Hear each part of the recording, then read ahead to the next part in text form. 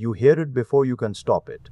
The exact phrase, the exact tone, the exact tired sigh you swore as a teenager you would never make your own children listen to.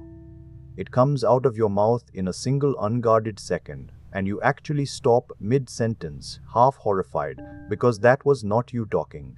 That was your mother, your father, the very person whose specific habits you spent your whole adult life consciously trying to build yourself in opposition to, somehow still living inside your own voice, waiting for exactly the right moment of stress or exhaustion to slip out anyway. Carl Jung had a real explanation for why the thing we most consciously reject in a parent is often the exact thing that ends up quietly running us.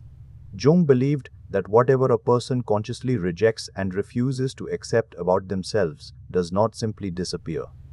It goes underground into what he called the shadow, and it continues existing there, fully intact, entirely unexamined, because conscious rejection is not the same thing as genuine understanding or genuine integration. When you were young and decided, with real conviction, that you would never become like a particular parent in a particular way, you did not actually process or resolve whatever pattern you were rejecting. You simply pushed it down and refused to look at it, and material that gets pushed down without ever being genuinely examined tends to operate on its own, activating automatically under exactly the conditions, stress, exhaustion, provocation that originally produced it in the parent you watched it in. This explains precisely why this specific pattern tends to surface exactly when you are least prepared for it, in the tired, unguarded moments when conscious control is weakest, since the shadow material was never actually dismantled. It was only ever hidden, waiting quietly for the exact conditions that let it slip past your usual, careful, conscious self-presentation. Here is the part that matters most if this has happened to you and left you genuinely shaken. Catching yourself in this moment is not proof that you have secretly become the very thing you feared all along. It is actually the opposite.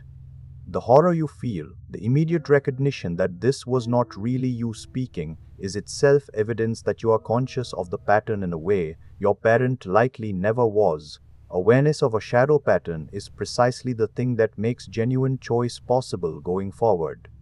Without that awareness, the pattern simply runs on autopilot forever. With it, however uncomfortable the moment of recognition feels, you now have something your parent may never have had, the actual chance to choose differently the next time.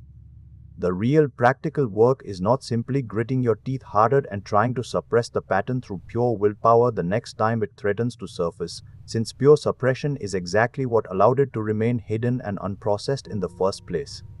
The actual useful work is examining the pattern honestly once the immediate moment has passed, asking directly what specific pressure or exhaustion tends to trigger it, and what your parent might have actually been carrying, unprocessed themselves, when this same pattern lived in them. Understanding the pattern's origin, rather than only reacting with horror each time it surfaces, is what actually begins to loosen its automatic grip. There is a second part of this worth doing deliberately.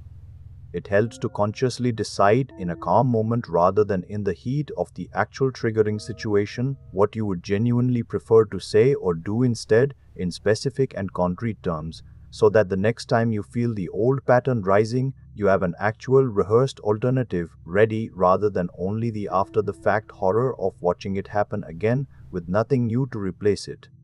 Think honestly about the specific phrase or pattern from a parent that you have caught coming out of your own mouth despite everything you consciously believed about never repeating it, and consider what exhaustion or pressure was actually present in that exact moment. Right below the single word for the pattern you fear repeating most, naming it honestly and preparing a genuine, specific alternative in advance is the real and practical way this old shadow pattern finally starts losing its automatic grip on you.